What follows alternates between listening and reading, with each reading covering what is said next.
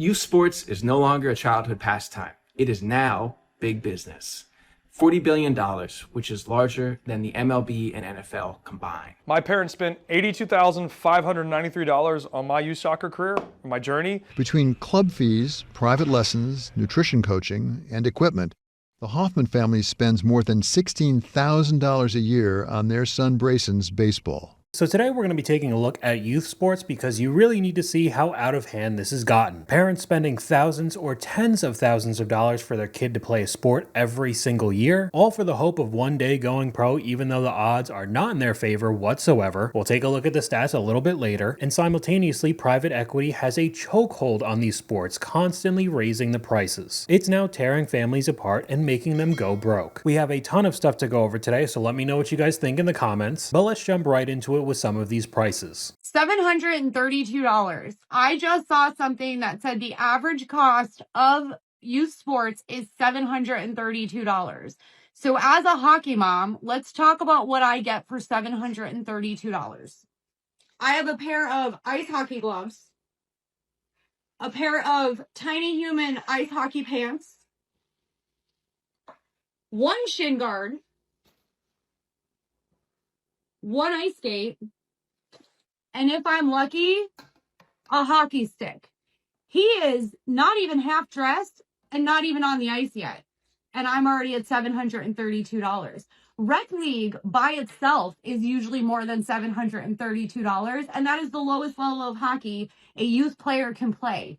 What sport is your child playing for $732 annually? That's comical. I have 3 that play, and it doesn't even cover the skates for one kid. I spent $30,000 last season between the 3. I dropped $20,000 in 1 year for my kid to play U16 AAA, and that was 8 years ago. We'll see that the prices have increased substantially since then. It's $732 a week, and I wish that was a sarcastic comment. The creator responds more than that sometimes in one weekend, and we can move right over to youth baseball of somebody in a Dick's Sporting Goods just taking a look at the bats alone.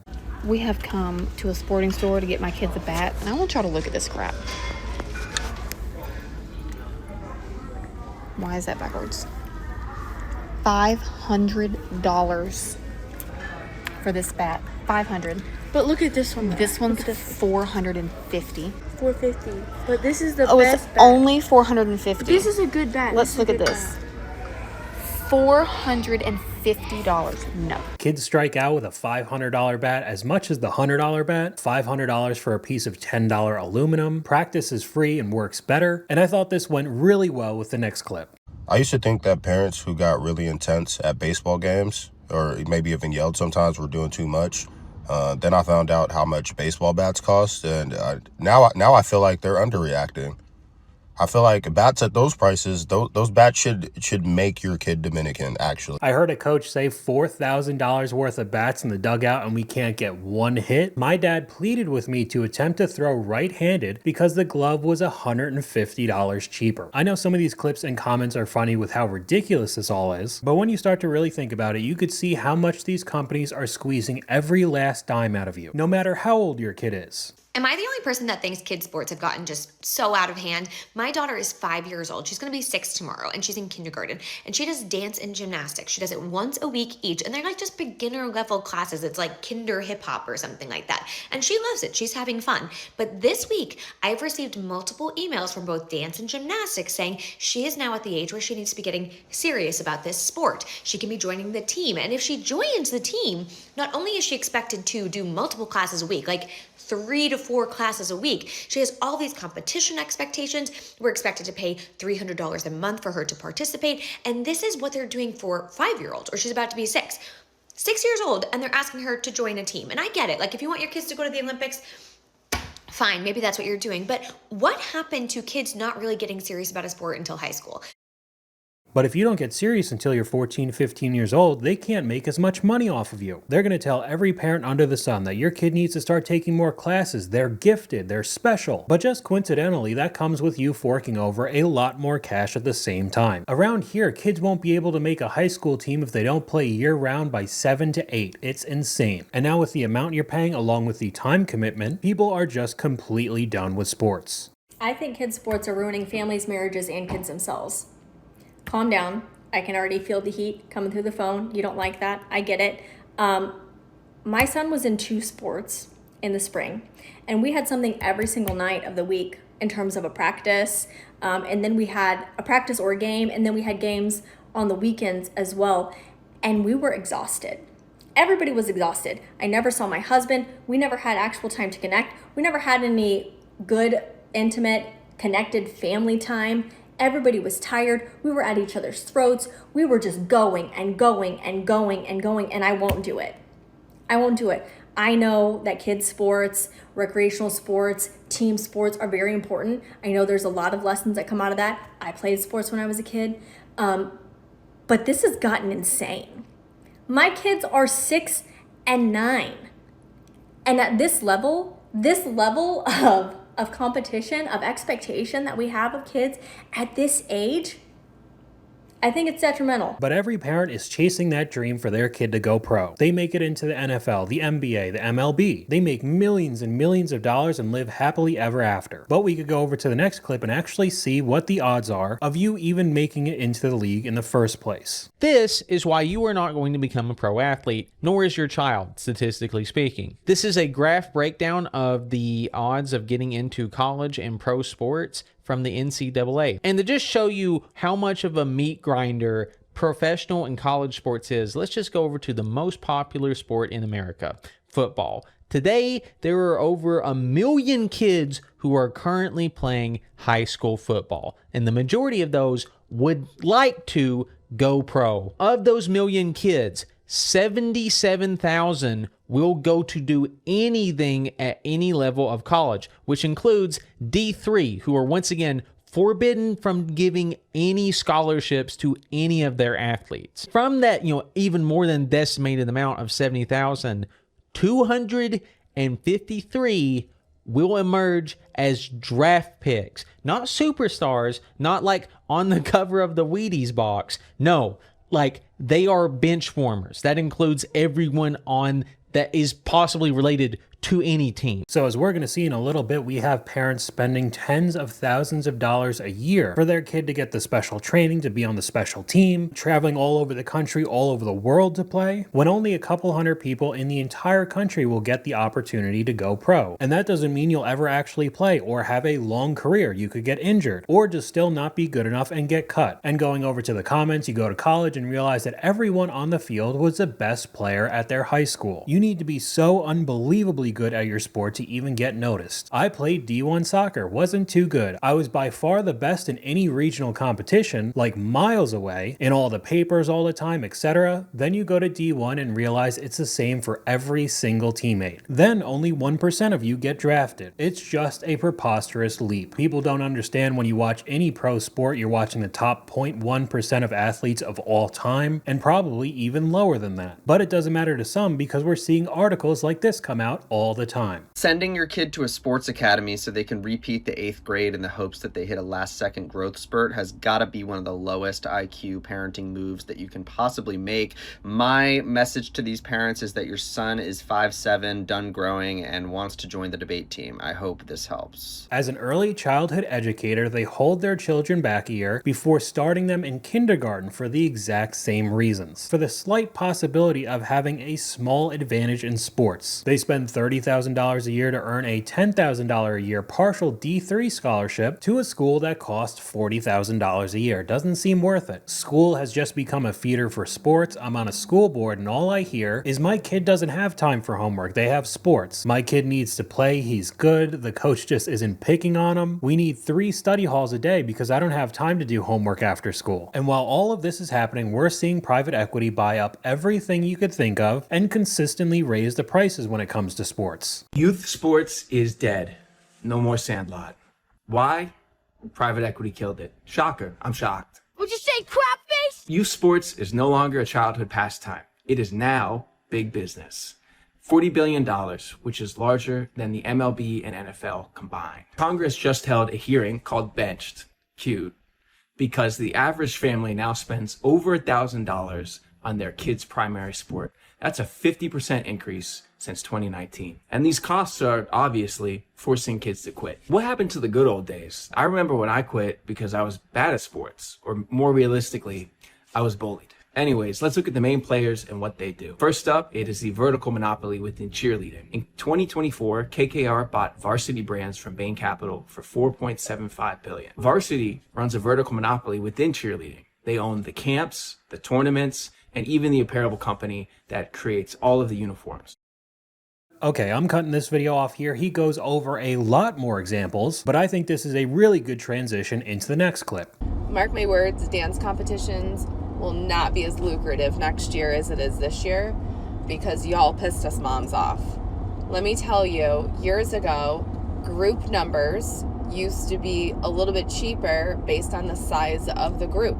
So for example, if 10 dancers were on stage, that was absorbed with maybe a $50 a dancer fee.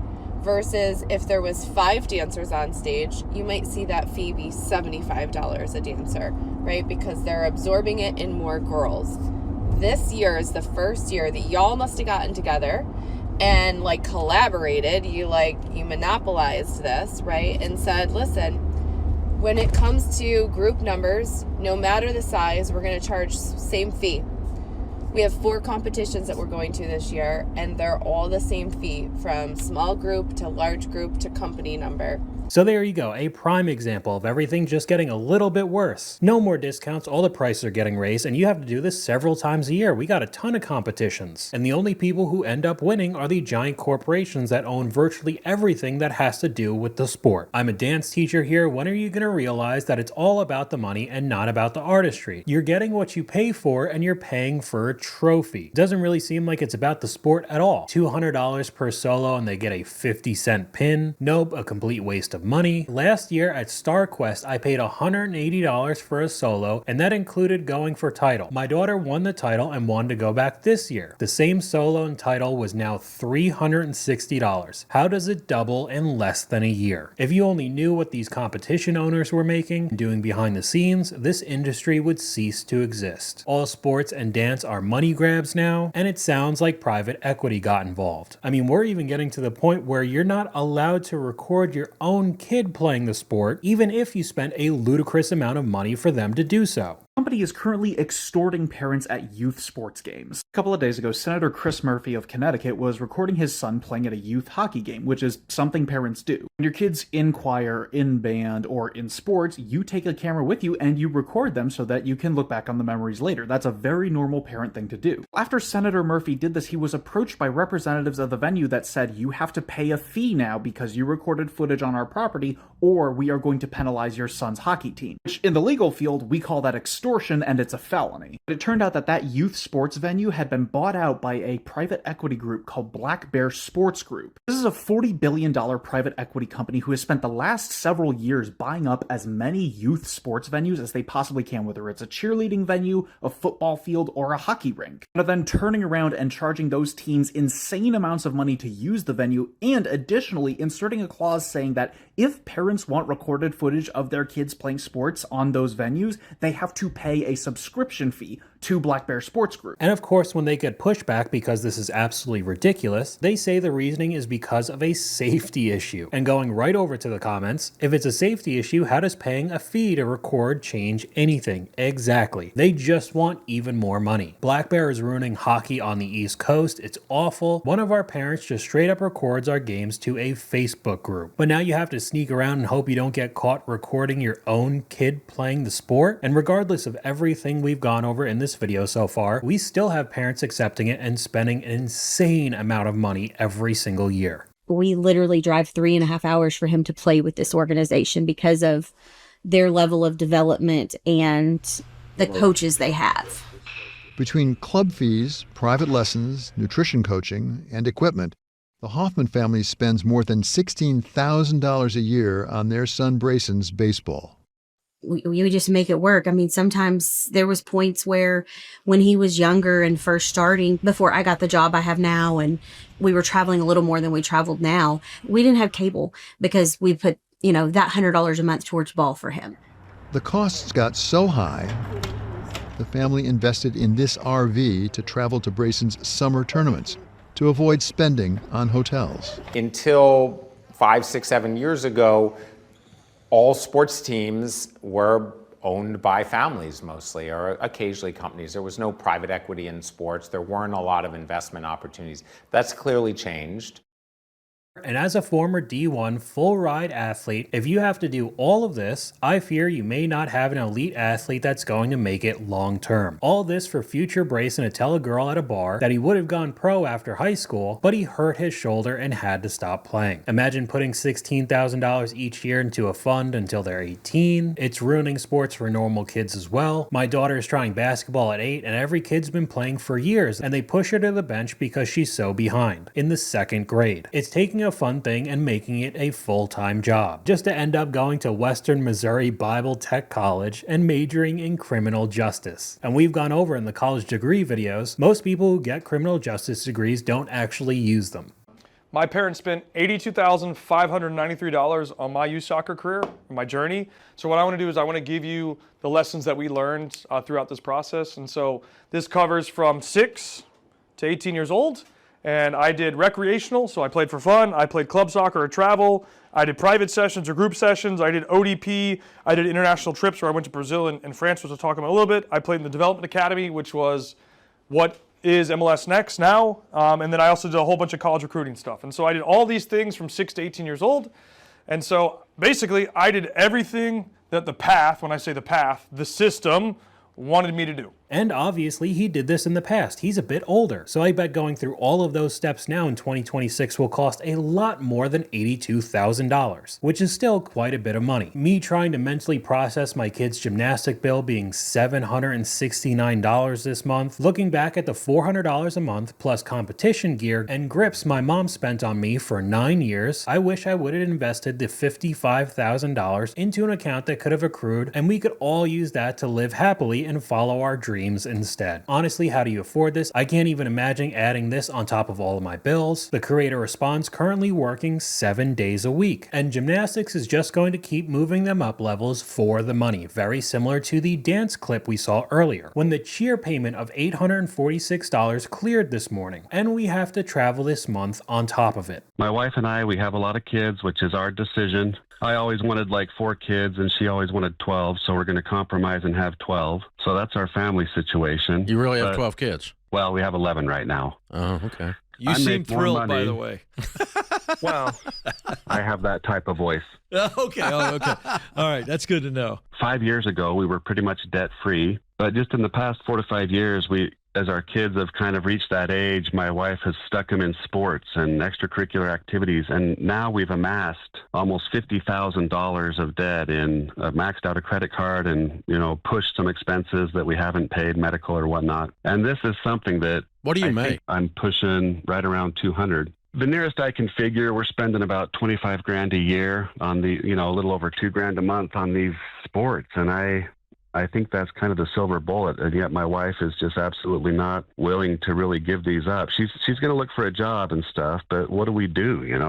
I don't know. Now, the whole comment section is talking about them having 11 kids, but because of sports and extra activities, they're in $50,000 of debt when he's making $200,000 a year. I feel like many people would be happy about making 200 grand a year in this economy, but it just shows how expensive this all can get, and it's only getting worse. There should be a cap on how much a youth soccer team can charge their players to play. Oh my gosh, I love this.